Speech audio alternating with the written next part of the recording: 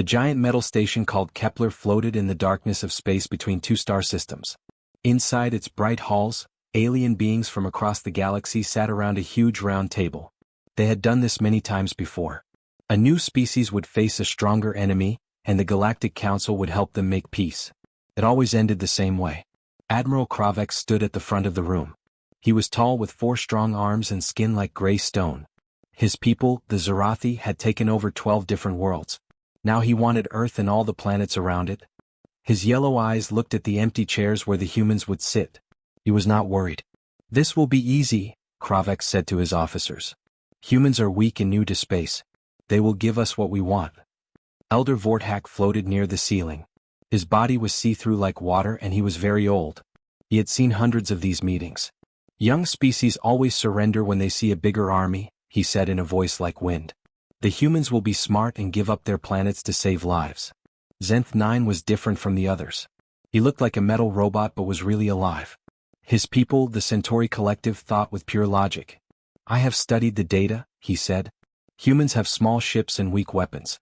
Mathematical probability shows they will surrender in less than 3 days." The other council members agreed. They had seen this story before. A strong empire would want new planets. The council would arrange a meeting. The weak species would give up some of their worlds to avoid a war. Everyone would go home happy except the weak species, but that was just how things worked. A small human ship appeared on the viewing screens. It was tiny compared to the Zarathi war fleet that surrounded the station. The aliens watched as 3 humans walked out of their ship and into the station. The first human was a man named Miho. He wore a simple blue uniform and carried a small bag. He looked calm, like he was going to buy food at a market instead of trying to save his entire species. Behind him walked a woman named Yuna. She was short with dark hair and carried what looked like a normal computer. The third human was a man called Day One. He wore a green military uniform but had no weapons. Admiral Kravex laughed when he saw them. It sounded like rocks falling down a mountain. 3 humans, he said. "Just 3. I brought a fleet of 1,000 ships, and they send 3 people with bags." The other aliens thought this was normal. Small species always sent small groups to surrender. It saved them from embarrassing themselves with big fancy ceremonies. But Elder Vorthak felt something strange in the air. In all his long years he had never seen beings so calm when facing such danger. Most species sent nervous diplomats who shook with fear. These humans looked like they were visiting friends. Miho sat down at the big table. He put his bag down and smiled at Admiral Kravex. "Thank you for meeting with us," he said. "We have traveled very far." Yuna sat beside him and opened her computer. Strange symbols appeared on the screen, but she quickly closed it. Day One stood behind them like a guard, but his hands were relaxed at his sides. "Let us begin," said Elder Vorthak. "Admiral Kravex, please state your demands." The Zarathi leader stood up straight. His 4 arms crossed over his chest. "The Sol system belongs to the Zarathi Empire now. Humans will leave 3 of their planets. You may keep Earth, but you will give us all your metal and fuel. You will also give us 1 million humans to work in our mines." The alien council members nodded. These were normal demands. Not too harsh, not too soft. The humans would complain a little, ask for better terms, and then agree. But Miho did something unexpected. He reached into his bag and pulled out a book. It was old and worn, with writing in the Zarathi language. "Before we talk about planets," Miho said, "I wanted to ask you about this poem you wrote, Admiral. The one about missing your home world." Admiral Kravex froze. His 4 arms dropped to his sides. His yellow eyes grew wide. "How do you have that?" he whispered. Yuna looked up from her computer. "We found it very beautiful," she said. "Especially the part about soldiers dreaming of their families. It made us sad to think of your warriors so far from home." The room became very quiet. Elder Vorthak felt that strange feeling again, stronger now. This was not how these meetings worked. Humans should be begging for mercy, not talking about poetry. Day One spoke for the first time. His voice was soft but strong. "We also read your letters to Commander Velkath. The ones where you worried about the cost of this war. You care about your soldiers' lives." Admiral Kravex's hands began to shake. Those letters were secret. No one outside his inner circle should know about them. "This is impossible," he said. Miho smiled again. It was a kind smile, but somehow it made the aliens feel uncomfortable. "We have learned much about your people, Admiral. Your culture is beautiful. Your art speaks of honor and family. But your government has forgotten these values." Yuna pressed a button on her computer. Music began to play. It was Zarathi music, but somehow different. Sadder. More beautiful. We have been sharing this with your soldiers, she said. They remember now what they are fighting for. The alien council members looked at each other with growing worry. This was not diplomacy as they knew it. Where were the maps showing which planets humans would give up? Where were the lists of resources they would provide? Where were the surrender documents? Instead, these three humans sat calmly talking about poetry and music while Admiral Kravex grew more nervous by the minute. Something was very wrong, but none of the aliens could understand what it was. The next morning, the big meeting room was full again. All the alien council members sat in their special chairs, ready to watch the humans give up their planets. This was always the same. The weak species would ask for small favors, maybe beg to keep one more world and then sign the papers. Elder Vorthak floated to his place at the head of the table. We will now begin the formal talks, he announced. Admiral Kravex, please present your final terms. But Miho raised his hand. Before we talk about terms, he said, may I share something with everyone? The aliens looked confused. This was not how it worked. The strong empire talked first, then the weak species begged for mercy. Miho opened his bag and pulled out a thick folder. He placed it on the table and pressed a button. A huge picture appeared on the wall screen. It showed Admiral Kravex, but he looked younger and happier. This is you 20 years ago, Admiral, Miho said. You were a poet then. You wrote about the beauty of your home world and the sadness of war. Admiral Kravex's four hands clenched into fists. That picture is from my private files. How did you get it? Yuna stood up and walked to the screen. She pressed another button and words appeared. They were in the Zarathi language written like a song. Your poem about the 7 moons, she said. It tells the story of a soldier who wants to go home to see his children. The soldier in the poem is tired of fighting. He dreams of peaceful days. The other aliens stared. Why were the humans talking about poetry when they should be talking about surrender? Miho turned to look at Admiral Kravex. You wrote those words, didn't you? You understand what your soldiers feel because you feel it too. The Zarathi leader's gray skin turned darker. His yellow eyes looked angry but also scared. My personal writings are not part of these talks. But they are, Day One said quietly. He walked around the table to stand near the Admiral. Your writings show who you really are. A being who cares about life and family. Not the monster your government wants you to be. Yuna returned to her seat and opened her computer again. We have been reading the stories your people tell their children, she said. Beautiful stories about heroes who protect the weak and care for others. Your culture values kindness and honor.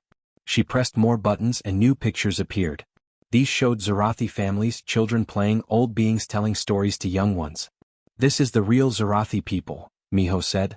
Not the war machine your leaders have created, but the caring, artistic people you used to be. Admiral Kravex stood up fast, his chair falling backward. Enough. We are here to discuss your surrender, not to talk about stories and poems. But Elder Vorthak was staring at the pictures with strange interest. How did you learn our language so well? He asked the humans. How do you know our cultural stories? Yuna smiled. We have been studying for a long time. We wanted to understand who you really are, not just what your government tells us. Day One walked back to his place but did not sit down. We also wanted to help your soldiers who are far from home. He reached into his pocket and pulled out a small box. Inside were brown squares that looked like candy. Chocolate, he said. We made it safe for Zarathi biology. Sweet food from Earth that makes people feel happy and peaceful. Admiral Kravex stared at the box. What does this have to do with our negotiation? We sent boxes like this to your soldiers, Miho explained. The ones stationed at the edge of your territory. The ones who miss their families the most. The Admiral's hands began to shake again. You contacted my soldiers directly? That is against all military rules. We did not contact them as enemies, Yuna said softly. We contacted them as friends. Beings who understand what it feels like to be far from home. Zenth 9 of the Centauri Collective made beeping sounds as he processed this information. This approach does not match any diplomatic protocol in our database, he said. Because it is not about protocol, Miho replied. It is about understanding each other as living beings, not as enemies. Day One pulled out another item from his pocket. It was a small recording device. He pressed a button and music began to play. But this was not human music. It was Zarathi music, but it sounded different. Sadder and more beautiful. Your soldiers liked the chocolate, he said. But they loved this music even more. It reminded them why they wanted to go home. Admiral Kravex's face grew pale. That music is from our most sacred ceremonies. It is only played at funerals and when warriors return from long battles. Yes, Yuna said. Music about remembering those who are gone and celebrating those who come back alive. Your soldiers started singing it in their camps. The alien council members looked at each other with growing worry. Where were the maps showing which human planets would become Zarathi colonies? Where were the lists of resources and tribute payments? Where were the discussions about military bases and trade agreements? Instead, these strange humans were showing pictures of families and playing sad music while Admiral Kravex looked more upset with each passing minute. Elder Vorthak tried to bring the meeting back to normal. Perhaps we should focus on the territorial arrangements, he suggested. But Miho shook his head. There will be no territorial arrangements, he said calmly. The room became completely silent. What did you say? Admiral Kravex whispered. We are not here to surrender our planets, Yuna explained. We are here to help you remember who you used to be before your government made you into weapons of war. The aliens stared in shock. This was impossible. The weak species always surrendered. It was the natural order of things. But these humans sat calmly in their chairs, surrounded by pictures of Zarathi families and the sound of sacred music, looking like they had already won a battle that had never been fought. 3 days had passed since the strange meeting began. Admiral Kravex stood in his private room on Kepler Station, staring at messages that made no sense. His communication device kept beeping with reports from across Zarathi space. Commander Velkatha's face appeared on the screen. He looked tired and worried. Admiral, something very strange is happening. Our soldiers on the Outer Rim colonies are acting differently. What do you mean differently? Kravex asked. They are asking questions. Questions about why we fight, why we take planets from other species, why we are so far from home. Velkath rubbed his forehead with 2 of his 4 hands. Yesterday, a whole unit refused to attack a civilian transport. They said it reminded them of their own families. Admiral Kravex felt cold fear in his chest. Have you found the source of this problem? The humans, sir. They have been sending cultural broadcasts into our space. Music, stories, and something they call movies. The content seems harmless, but it is changing how our people think. In the main meeting room, Yuna sat with her computer open. Elder Vorthak floated nearby, watching her work with growing confusion. What exactly are you sending to the Zarathi colonies? The elder asked. Yuna looked up with innocent eyes. Just cultural exchange programs. Music that helps beings relax. Stories about families and friendship. Educational materials about peaceful conflict resolution. But why? Because we believe understanding leads to peace, she said simply. When people see that others are just like them, fighting becomes harder. What Yuna did not say was that every broadcast contained carefully hidden messages. The music had sounds that made Zarathi brains remember home and family. The stories were chosen to make soldiers think about the beings they were hurting. The educational materials taught Zarathi civilians how to organize and resist their own government. Day 1 walked into the meeting room carrying a tray of food. He set it down in front of Admiral Kravex with a friendly smile. I thought you might be hungry, he said. These are earth vegetables, prepared in the style of traditional Zarathi cooking. The Admiral stared at the food suspiciously. How do you know our traditional cooking methods? We studied your culture very carefully, Day 1 replied. We wanted to show respect for your people's customs. Admiral Kravex picked up a piece of the food and tasted it. His eyes went wide. It tasted exactly like the meals his grandmother used to make when he was young. For a moment he forgot where he was and felt like a child again, safe and loved. This is impossible, he whispered. These recipes are ancient.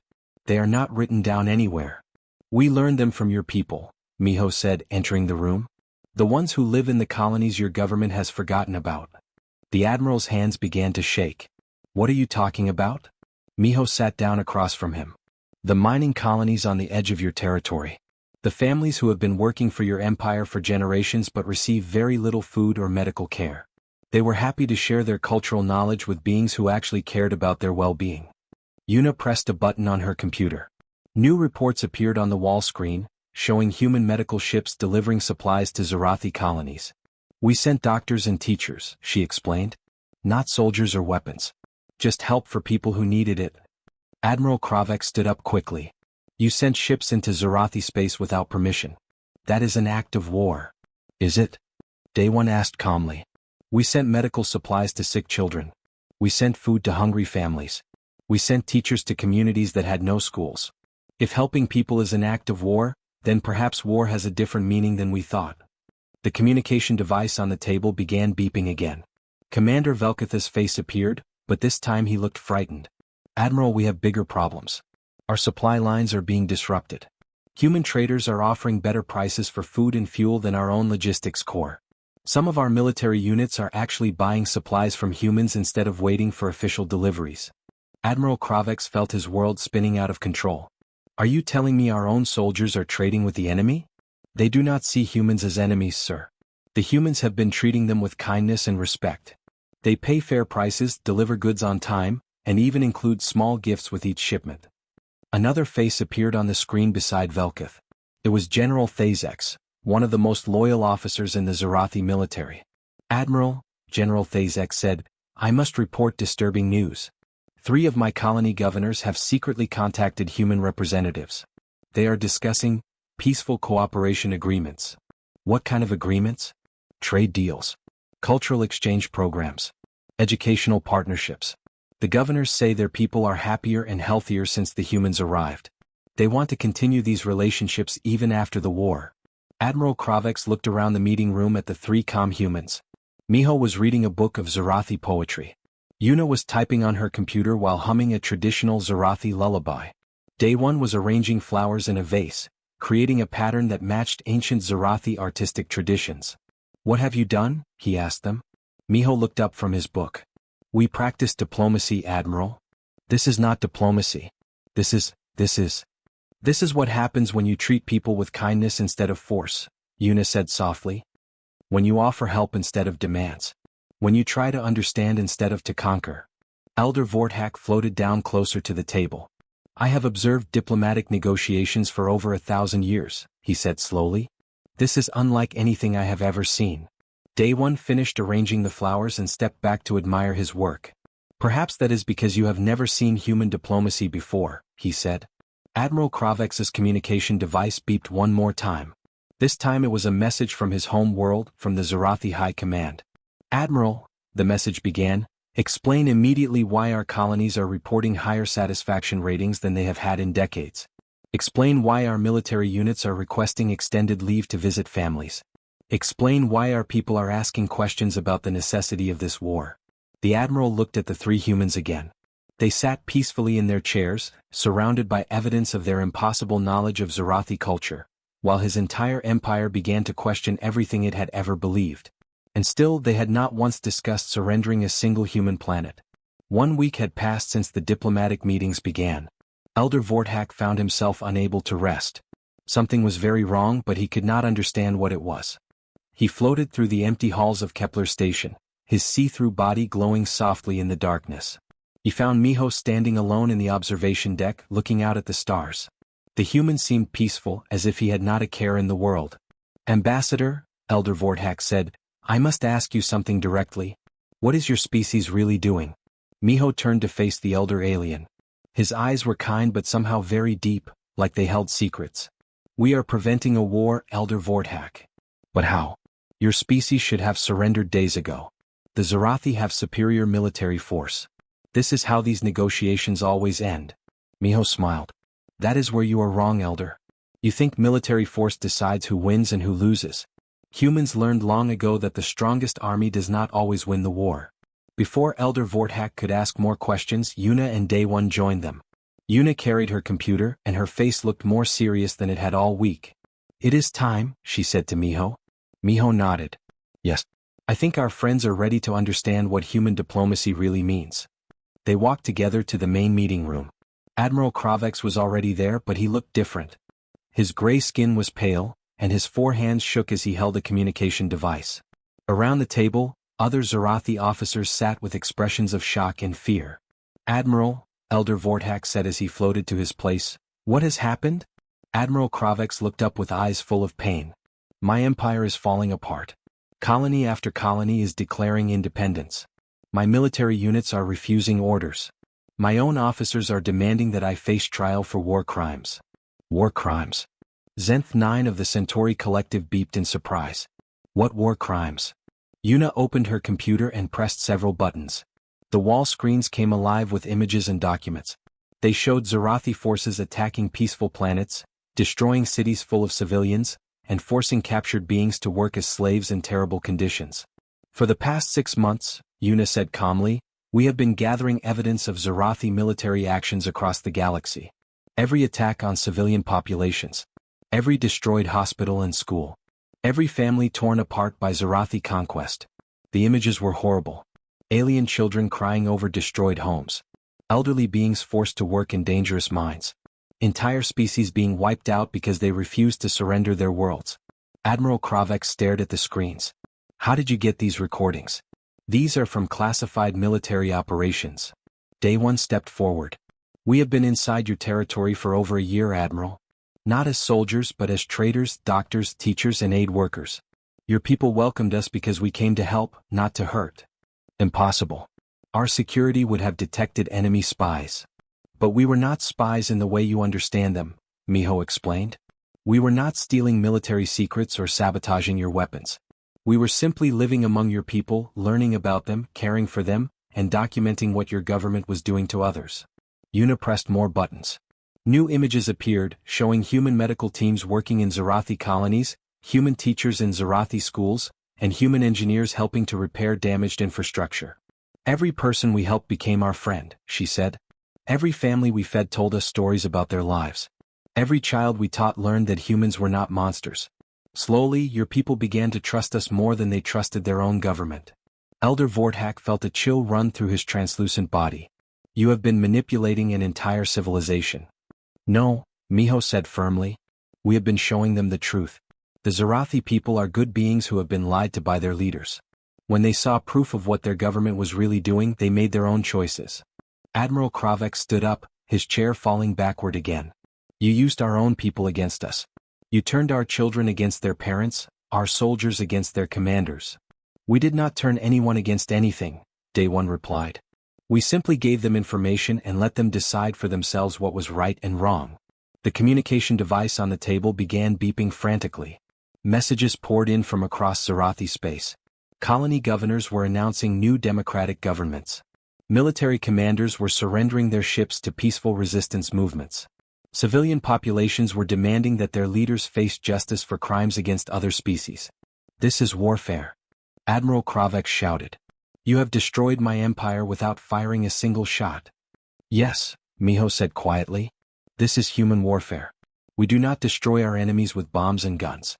We help them destroy themselves by showing them who they really are. Yuna stood up and walked to the center of the room. For thousands of years, humans have learned that the most powerful weapon is not force but truth. When people understand what is really happening, they will choose good over evil. But you lied to us, Elder Vorthak said. You came here pretending to negotiate surrender, but you never intended to give up anything. We did not lie, Day 1 corrected. We came here to prevent a war through diplomacy. Human diplomacy. You assumed diplomacy meant surrender and submission. We knew diplomacy meant strategic victory through superior understanding. The screens around the room continued to show the collapse of the Zarathi Empire. But it was not a collapse through destruction. It was a transformation. Former colonies were becoming free democratic states. Former soldiers were becoming peacekeepers. Former slaves were becoming citizens with rights and dignity. Your empire is not being destroyed, Admiral, Miho said gently. It is being reborn as something better. Something your own people choose freely. Admiral Kravek sank into his chair, his 4 hands covering his face. We never had a chance, did we?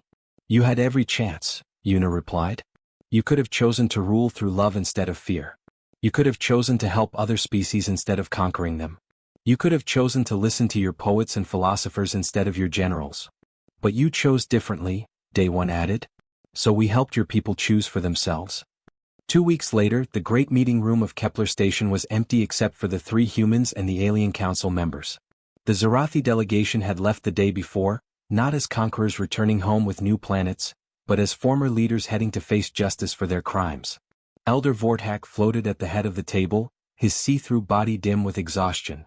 Around him sat representatives from dozens of worlds, all trying to understand what had happened. In 3 weeks, he said slowly, an entire interstellar empire has ceased to exist.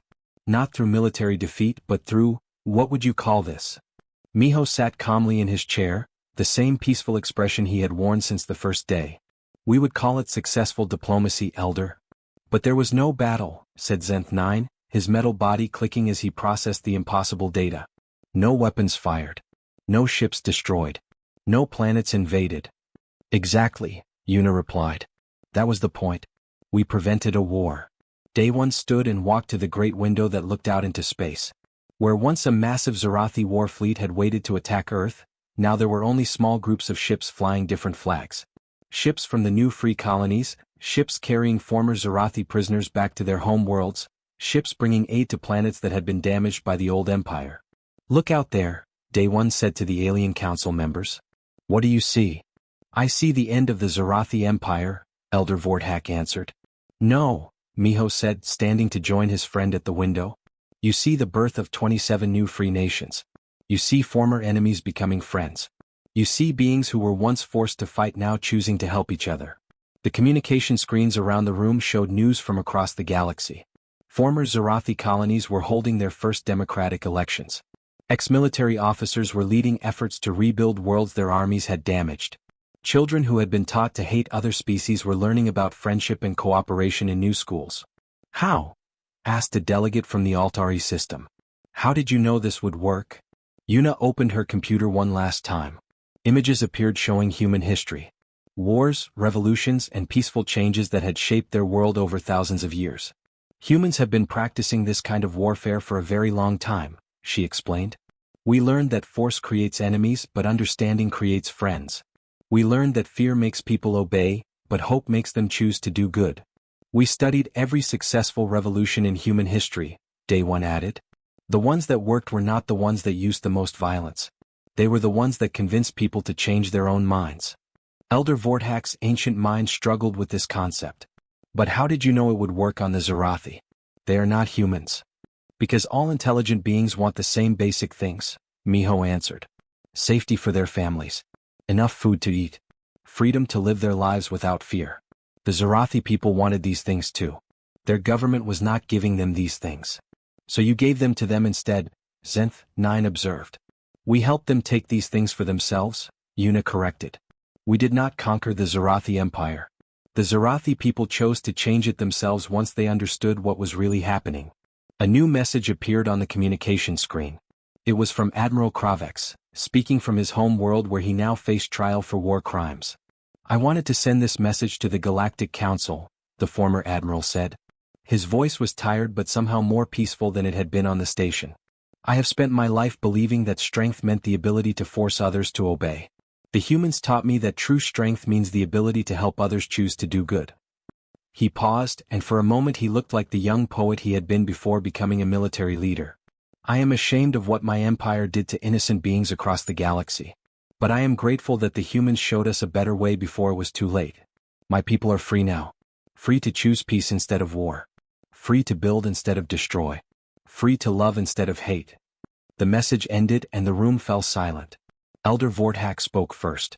In 1,000 years of diplomatic service, I have never seen anything like this. That is because you have never seen human diplomacy before, Miho replied. Most species think diplomacy means negotiation between governments. Humans learned long ago that real diplomacy means communication between peoples. You bypassed the Zarathi government entirely, Zenth 9 realized. You spoke directly to their citizens. We did more than speak to them, Day One said. We lived with them. We worked beside them. We cared for their sick and taught their children. We showed them through our actions that there was a different way to live. Yuna closed her computer and looked around the table at all the alien faces staring at her. The Galactic Council has been doing diplomacy wrong for centuries, she said simply. You negotiate with the strong and ignore the weak. You make deals with governments and forget about people. You try to prevent wars by managing conflicts instead of solving them. And what is the human way? Elder Vorthak asked. Miho smiled. The human way is to make friends with everyone, help anyone who needs it, and trust that good people will make good choices when they have the chance. As the human delegation prepared to leave Kepler Station, they left behind a galaxy forever changed. The Zarathi Empire was gone, but in its place were dozens of new nations committed to peace and cooperation. Species that had lived in fear for decades were now free. Children who had grown up knowing only war were learning to dream of better futures. Elder Vorthak watched the human ship depart and spoke words that would be remembered across the galaxy for generations. They said diplomacy would prevent war. They never told us it could also create peace. The balance of power in the galaxy had shifted not through conquest or destruction, but through the simple human belief that every being, no matter how different, deserved friendship, understanding, and the chance to choose their own destiny.